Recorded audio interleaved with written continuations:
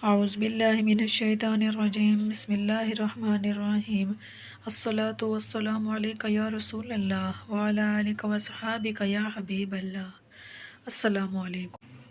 سکون اگر اللہ نے کسی کو دیا ہے تو اپنے دوستوں کو دیا ہے، اپنے ذکر کرنے والوں کو دیا ہے، اپنے استغفار کرنے والوں کو دیا ہے، اپنے گناہوں کی بخشش کرنے والوں کو دیا ہے۔ اللہ کے دشمنوں کو سکون نہیں مل سکتا۔ ہم اللہ کے دوستوں میں شامل ہو جائیں، سکون ہمارا مقدر بن جائے۔ پرانے زمانے میں ایک اللہ والے تھے، وقت کا بادشاہ تھا، کسی بات پہ ناراض ہو گیا، اور اس وقت کے بعد بادشاہ ایسے ہی ہوتے ہیں، جب بھی کسی بندے سے ناراض ہوتے تھے تو اس کو عبرت کا نشان بنا دیتے تھے اور اسے گرفتار کر دیا جائے۔ اس نے اپنا حکم جاری کیا بادشاہ نے کہ اس شخص کو گرفتار کر دیا جائے، چنانچہ اس کو گرفتار کر دیا گیا۔ بادشاہ نے اگلا حکم جاری کر دیا کہ 3 دن کے بعد اس کو بھوکے شیر کے سامنے ڈال دیا جائے۔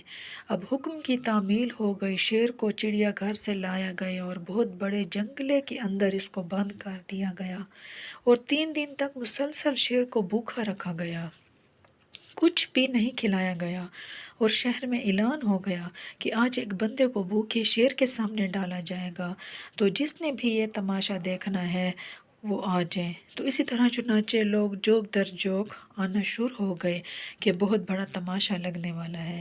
شیر کو بھی اپنے جنگلے سے نکالا گیا تھا، وہ غیظ و غضب کی حالت میں غرا رہا تھا اور اس کو غصہ آ رہا تھا کہ مجھے کھانا کیوں نہیں دیا گیا۔ چنانچہ اللہ والے کو لایا گیا۔ شیر ایک کونے میں تھا اور اگلے کونے میں دروازہ کھول دیا گیا اور اللہ والے کو دروازے کے اندر سے دھکیل دیا گیا، باہر سے دروازہ بند کر دیا گیا تو شیر چھلانگے لگاتا ہوا پہنچ گیا، لیکن شیر کا دل بھی تو اللہ کے قبضے میں تھا، اللہ کی قدرت ہے۔ چنانچہ شیر آیا اور اللہ والے کو نقصان پہنچانے کی بجائے اس کے پاؤں سے لپٹنا شروع ہو گیا، اس کے پاؤں کے بوسے لینا شروع ہو گیا۔ تو لوگوں نے یہ منظر کھلی آنکھوں سے دیکھا، بادشاہ نے بھی دیکھا، بادشاہ بڑا متاثر ہو گیا اور شیر کے لیے دوسرے کونے میں گوشت ڈال دیا گیا۔ شیر ادھر مصروف ہو گیا اور اللہ والے کو نکال دیا گیا۔ بادشاہ نے اعزاز اور اکرام کے ساتھ اللہ والے کو گھر بھیجا۔ گھر میں بیوی انتظار میں تھی، بیوی کو پتہ تھا کہ میرا خاوند تو واپس نہیں لوٹ کے آئے گا، ممکن ہے کچھ بچی کچھ ہڈیاں ہی میرے پاس واپس آ جائیں، لیکن خاوند کو زندہ سلامت دروازے سے داخل ہوتا دیکھ کے بیوی حیران رہ گئی۔ خاوند نے پورا واقعہ بتا دیا۔ مسئلہ اس طرح پیش آیا، تب بیوی نے ایک سوال پوچھا کہ آپ سچ سچ بتائیں، جب شیر آپ کی طرف بھاگتا ہوا آ رہا تھا اس وقت آپ کی قلبی کیفیت کیا تھی، آپ کی دلی کیفیت کیا تھی؟ کیا آپ کے اوپر خوف طاری ہوا تھا؟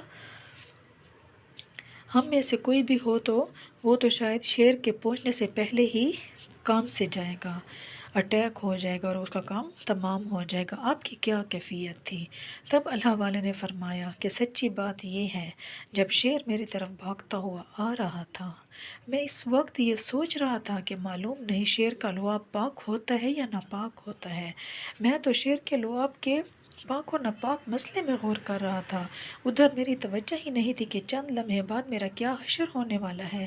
یہ سکون ہوتا ہے، حالات جیسے بھی ہوں، کیسی بھی ہوں، اندر بندہ مطمئن ہوتا ہے، بیماری ہو، اطمینان ہو، پھر بھی ہوتا ہے، باہر محلے والے تنگ کریں، غربت ہو، جو کچھ بھی ہو نا، سکون انسان کو اللہ دیتا ہے۔ جب آپ استغفار کثرت سے کریں گے، جب آپ اللہ کا ذکر کریں گے، جب آپ اللہ کے پسندیدہ بندے بن جائیں گے تو آپ کے دل کو سکون ہوگا، آپ کی روح کو سکون ہوگا۔